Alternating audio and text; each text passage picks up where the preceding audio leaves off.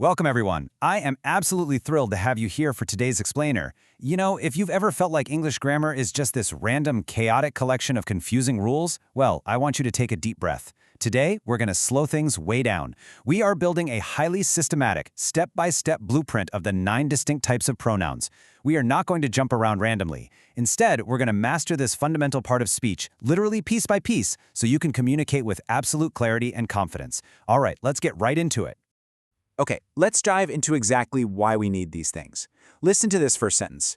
Carson went for a walk. It started to rain, so Carson went back to Carson's house. I mean, read that to yourself. It feels incredibly repetitive, clunky, and honestly, just exhausting, doesn't it? Now listen to the second version. Carson went for a walk. It started to rain, so he went back to his house. Boom, much better, right? Those two little words, he and his, are our pronouns. They swoop in on behalf of a noun to save us from sounding like a broken record. But before we can start using our 9 pronoun tools, we have to understand the foundational rule of how they actually work. Every pronoun needs what we call an antecedent. Now, the word pronoun literally means on behalf of a noun. The antecedent is just that original noun that the pronoun is standing in for. So if you replace Carson, you use he. If you replace lions, you use they. Matching the pronoun perfectly with its antecedent is called noun-pronoun agreement. And honestly, it is the golden rule you absolutely must keep in mind as we explore every single category today. So here's our roadmap for today's explainer. We're covering 1. The foundation of pronouns. 2. Ownership and pointers. 3. Questions and the unknown. 4.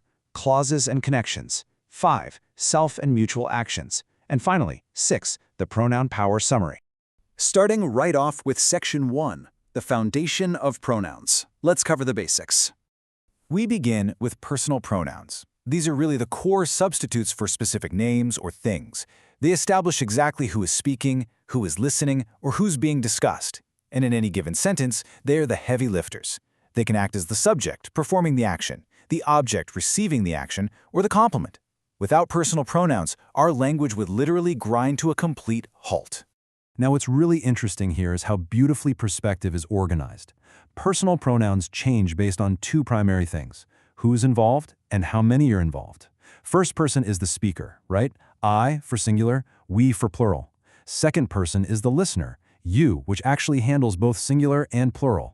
Third person is whoever or whatever is not present but is being talked about. So he, she, it for singular and they for plural. And it's definitely worth noting here that many modern style guides also recognize they and them as singular pronouns depending entirely on the context and a person's preferred pronouns.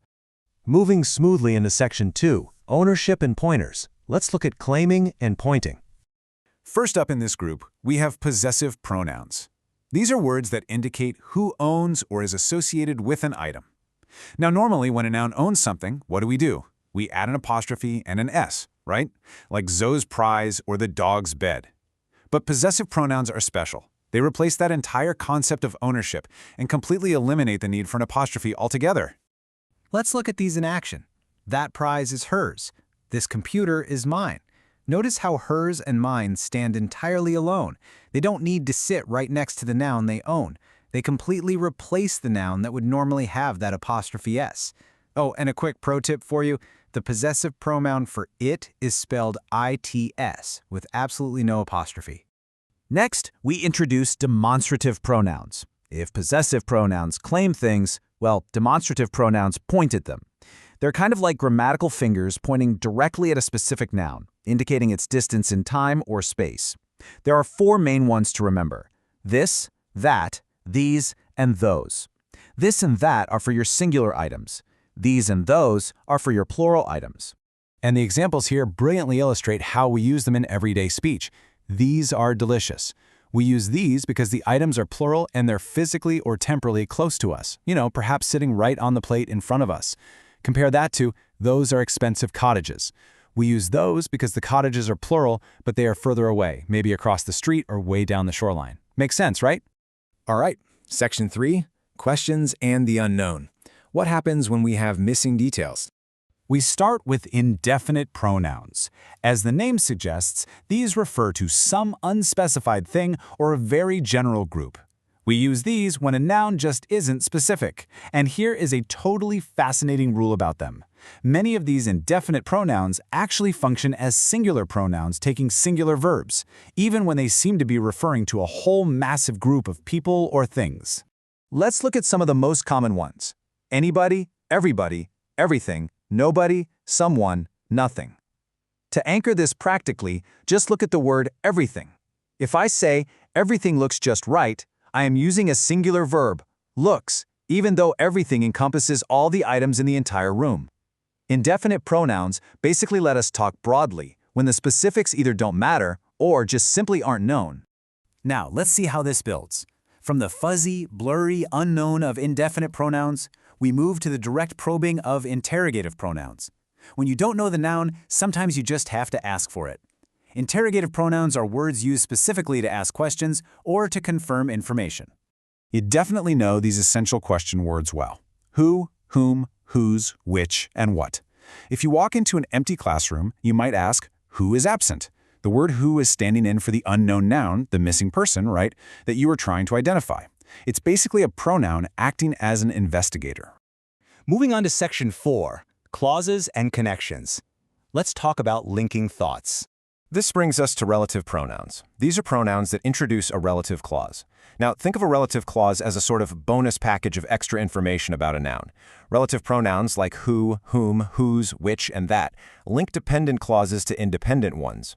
They are the structural beams that let us build much longer, far more complex thoughts without having to start a brand new sentence every single time. Look closely at this example right here. The man who called yesterday is coming back today. The independent thought, the core of it, is the man is coming back today. But we need to know which man. So the relative pronoun who steps in to seamlessly connect the extra information who called yesterday right into the middle of the sentence. Keep in mind, who refers to people, which refers to things, and that can refer to both. All right, we are at Section 5, Self and Mutual Actions, Reflecting and Emphasizing. So, the absolutely crucial point here is understanding the difference between reflexive and intensive pronouns. Why? Because they look exactly the same. They're those words ending in self or selves. Let's look at the reflexive pronoun first. I cut myself. The action of cutting reflects back onto the subject. If you remove the word myself, the sentence totally loses its meaning or becomes weirdly ambiguous. It is absolutely necessary for clarity. Now look at the intensive pronoun. I myself like to travel. Here, myself is just adding emphasis, kind of like a verbal highlighter. If you remove it and just say I like to travel, the sentence still makes perfect sense. So remember, reflexive reflects the action, intensive intensifies the noun. And finally, rounding out this group, we have reciprocal pronouns. There are literally only two of these in the entire English language, each other and one another. They refer to two or more people doing the exact same thing simultaneously. Take the example, my parents love each other. It's a beautiful, relaxed demonstration of mutual action. The love flows in both directions at the exact same time, perfectly captured by a reciprocal pronoun. And that brings us to Section 6, the Pronoun Power Summary. To wrap things up today, I want to leave you with a clever little challenge. Read this sentence carefully. Who among you can identify everything we taught ourselves today? Hidden inside this single, somewhat provocative question are several types of the pronouns we literally just systematically mastered. Can you spot the interrogative who? What about the personal you and we? Do you see the indefinite everything? And finally, the reflexive ourselves. It's like a giant puzzle we just solved together. I highly encourage you to look at your own writing today and see which of these 9 tools you are naturally using. Keep practicing, keep building that grammatical blueprint, and I will see you in the next explainer.